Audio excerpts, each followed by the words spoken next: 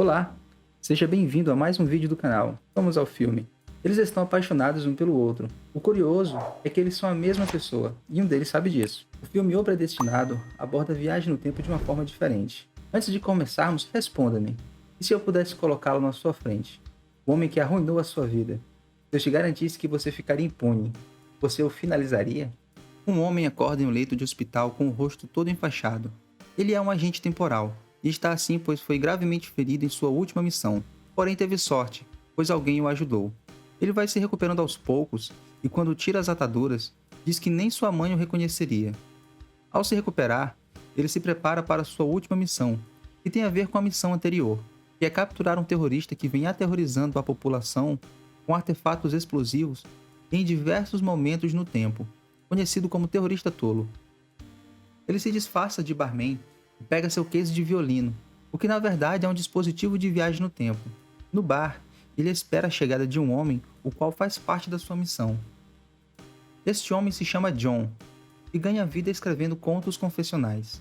Então a gente mostra que conhece o trabalho dele, o que o deixa surpreso, já que seu público são mulheres desiludidas e em geral amarguradas. John diz que sua melhor história ainda não foi contada e diz que seria algo surpreendente.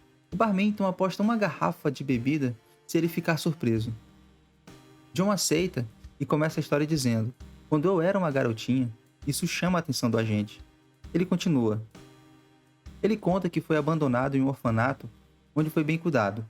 Aliás, bem cuidada. E recebeu o nome Jane. Durante suas diversas fases do crescimento, percebeu que era diferente das outras crianças. Era mais forte que as meninas e até mesmo que alguns meninos, vencendo a todos com certa facilidade. E era muito boa na escola também. Mas por sofrer bullying e não ser adotada, fez surgir nela uma grande sensação de rejeição e abandono. E decidiu não se olhar no espelho nunca mais. Ele conta que anos depois, foi recrutada por um homem chamado Robertson para participar de um programa espacial. Ela só precisava passar em uma entrevista e participar de um treinamento no qual, assim como na escola, se destacou rapidamente, o que chamou a atenção e a inveja das concorrentes, e logo entrou em mais uma briga. Ela estava sendo observada por Robertson e recebeu exames médicos que a desligaria do programa. Mas Robertson mente e diz que foi por causa da briga. Ela deixa o programa e começa a trabalhar como doméstica durante o dia e a cursar faculdade à noite. Nesse momento, John conta que o que menos esperava aconteceu. Ela se apaixonou por um homem que conheceu na faculdade. Foi rápido, mas intenso, e com a mesma intensidade que começou, terminou. O homem misterioso sumiu e nunca mais voltou. Alguns dias depois, Robertson volta à sua vida e diz que o programa espacial era só fachada para encontrar pessoas com o perfil de Jane para trabalhar para o governo como agentes especiais. Sua animação não demorou muito, pois o seu amado a deixou grávida, sendo obrigada a deixar a agência. Ela entra em trabalho de parto e após dar à luz uma menininha, o médico conta que ela possui uma rara condição biológica. Ela é intersexual, ou seja, possui os dois órgãos sexuais, ainda que imaturos. Essa era a condição que Robertson escondeu dela antes, e o motivo de Jane ser tão forte. Embora ela não aceite bem a notícia, resolve focar na sua filha, mas não durou muito, pois ela foi sequestrada ainda no hospital. John diz que após isso, começaram os tratamentos hormonais e as cirurgias, e depois de um período, ela havia se tornado biologicamente um homem, e finaliza sua história dizendo que trabalhou como cozinheiro em uma lanchonete e datilógrafo, e seria um digitador hoje em dia. E foi aí que resolveu escrever contos confessionais, pois possuía um bom entendimento do ponto de vista feminino. E assim finaliza sua história. O barman parece não ficar surpreso e faz uma pergunta para John. E se eu colocasse ele na sua frente, o cara que arruinou a sua vida, você daria um fim nele? O agente então diz que pode fazer isso, e depois de John relutar, ele o leva para o porão e o mostra a máquina do tempo e aquele case de violino. Os dois viajam para o tempo em que John era Jane e estudava na faculdade. Tudo isso pois o agente acredita que o homem da história de John é o terrorista tolo. Mas o agente não pode se envolver, pois tem outra missão. Ele dá dinheiro e uma arma a John, e vai para sua missão. John vai para a faculdade procurar o homem e acaba esbarrando em uma jovem. Essa jovem é Jane, e John se apaixona imediatamente. Nós já sabemos como essa história vai acabar. O agente faz um salto e viaja para aquele subsolo de sua última missão, onde não conseguiu prender o terrorista. Ele chega no momento em que o criminoso arma a bomba, mas ele se esconde e o pega de surpresa. Ele o nocauteia e vai para outro lugar. O agente acorda e vai em direção à bomba, mas não chega a tempo. Então descobrimos que quem o ajudou naquela vez foi ele mesmo do futuro. Ele recolhe o componente da bomba e vai para o seu apartamento, onde descarrega sua frustração.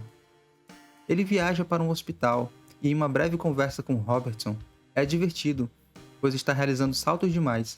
Mas ele confessa para o agente que a agência tem regras demais e diz que talvez um agente pudesse fazer mais se não tivesse que seguir tantas regras.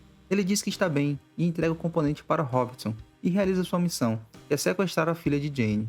Ele a leva para o orfanato e o resto da história nós já sabemos. Ele faz mais um salto e agora está na faculdade de Jane. John o avista e vai até ele. John chega furioso e diz que não vai deixá-la, pois esses 22 dias que passaram juntos não terminarão como da outra vez. Mas o agente o convence dizendo que é assim que tem que ser, e só assim John se tornará o maior agente que a corporação já possuiu. Eles fazem um salto de 22 anos, o que acaba com as forças de John, por não ter costume. Robertson parabeniza o agente por ter feito um bom serviço e entrega a ele os documentos da aposentadoria, pois ele já realizou saltos demais.